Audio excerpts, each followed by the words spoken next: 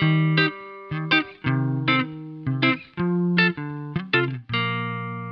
this is Hillary Safran. You're listening to Alaska Community Happenings, and today I have with me Michelle Overstreet. We're at the Cardboard City fundraiser for Family Promise. Michelle's here also with a lot of the people who work with homelessness. Michelle, My House. Please tell me, because you formed My House in 2010. Tell me the history, how you got involved. It's amazing. Well, I was a graduation coach at Rochelle High School, and really the turning point was a really cold night, like 34 below zero in December, and I sent a kid out with a sleeping bag and a gas card to sleep in his car. We had no shelter for teenagers in the valley, and I just started talking to people and saying, we've got to get something going here. We've got to get something going in the valley. We've got to put these kids in a place where they're empowered and they're safe. And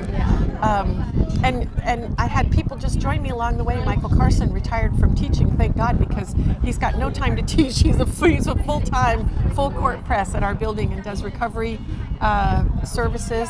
And we started out looking at a model like Delancey Street in San Francisco and saying, let's have a work model that empowers them, that teaches them job skills, encourages them to finish high school, and helps them to be independent. So how would this be different from Covenant House in Anchorage? Well, it's really completely different. Covenant House is an emergency shelter. They in fact shelter under 18 kids from Department of Juvenile Justice and from OCS, or Office of Children's Services. We don't do that. We partner with them for those services.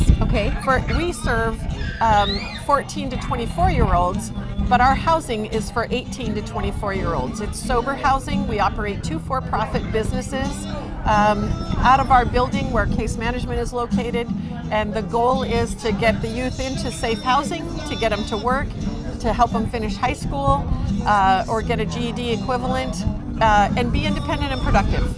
Tell me about your success rate and about how many young adults have gone through your program. We currently have a little over 300 clients. In the past year and a little less than a year and a half, we've had 44 kids go through our housing. 90% of those kids are, with the exception of 14 who were referred for mental health or substance abuse problems, and 9 of those followed up on the referral, which is a tremendous success rate. But with the exception of the ones who weren't able to make it, 90% of those kids are in safe housing on their own and working. And do they come back and tell you about their success? They do. In fact, our cafe trained 35 kids the first year we were open, 2013, and we still have contact with over 80% of those kids. They come in, they share with case management. Sometimes they're coming back to get, life coaching or guidance on where to go next. Sometimes they're just coming in to say, hey, guess what? I'm getting married, or I got a better job, or we had a girl this spring that I worked with at Rochelle High School that finished her bachelor's degree, a 4-year bachelor's degree, and graduated from college. And so, we had 5 different kids graduate from 4 different high schools from our program. So that's our focus. We don't focus on how many kids we have in programming. We focus on what our outcomes are and how many kids are successful. Wonderful. Now, I know you have 2 businesses that these kids get training in. You have a cafe. We do. Which I know personally is wonderful. The food, the beverages there are amazing. And also tell me about the thrift store. Well, the cafe is actually partnered with all Alaskan suppliers. So our coffee comes from the Alaska Roastery over here on the Glen Highway.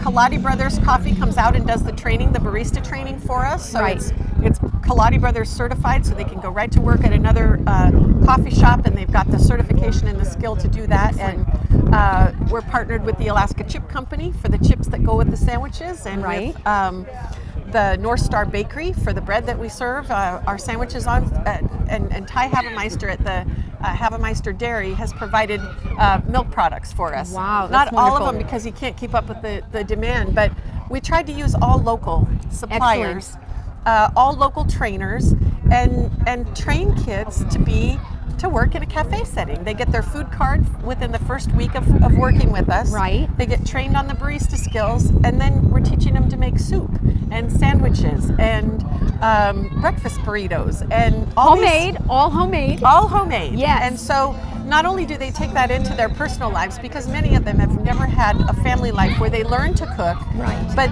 it's also a job skill they can take with them. Exactly. So the cafe last year I think trained 32 kids. And our statistics are mind-blowing on that. Over 90% of the kids that leave our training program go on to a better job. Now, I know your thrift store has marvelous outfits. Our thrift store I know is because amazing. yes, and I know they did an outfit for the conductor, Kate Patterson, of the Matthews String Orchestra. They are very talented. Where do they get the clothes from? They're all donated. They're 100% donated, and our thrift shop is unique. It's got a steampunk theme, and we have a seamstress that teaches them to take apart donated clothing and remake them into steampunk styles. That is So amazing. when the Matsu Symphony did a fundraiser Yes. for us last year, the girls in the steam-driven boutique said, "Wouldn't it be fun to do a steampunk conductor's outfit for They her?" did, and she wears it at every concert. And Yes, she does. they were so excited. It was Yes. darling. And so they partnered with Arctic Rose Bridal Shop and ordered a tuxedo that was fitted to her specifically. Yes, yes. And then did the embellishments themselves. It's amazing. So they become seamstresses, not only knowing to sell retail and buying wholesale, but they Yes. also know about style. Right, right. So they can really work in any retail clothing outfit. Yes. And merchandising and marketing, they use the Facebook page to take pictures of the clothing and post it on there. So we've got a girl now who's the photographer and puts together the outfits, and we've got a girl up in the design department doing design and making steampunk clothing. And one of the really unique things about a lot of the homeless kids is that they're creative. They're Yes. unique. They are Talented. they're very talented. Yes. But there isn't always a marketable skill for art and Right. design. And so one of the things that we started looking at early on was, what can we do with them that grows their artistic, their desire and their love for art? How can we do this?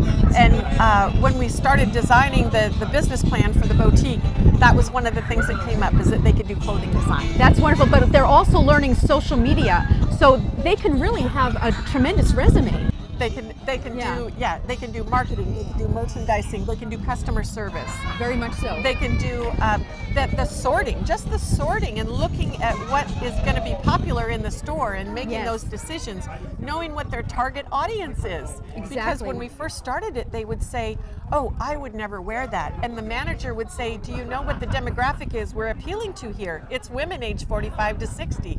That's That who's is shopping here." And so when they're sorting the clothes, they're sorting and saying, "Okay, would one of the classy women that comes in here to shop wear this?" That is something. So now you know my house is a lot more than a shelter. Yes. It's training, it's opportunity.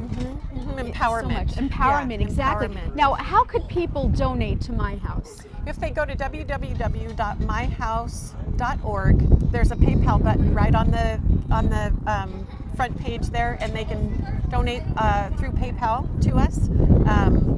We do fundraisers periodically if they like us, like our Facebook page. And we actually have three. We have a Facebook page for My House, and then we have a Facebook page for Steam Driven, which is the boutique. Excellent, And- excellent. And that's where you'll see the outfits and the different Wonderful. custom design things, the top hats and some of those things. And then a Gathering Grounds Cafe page, and they post the soup of the day every day on the Gathering Grounds Cafe Wonderful. page. So Wonderful. they'll forget sometimes, and my phone will buzz, and somebody will be texting me, "What's the soup?"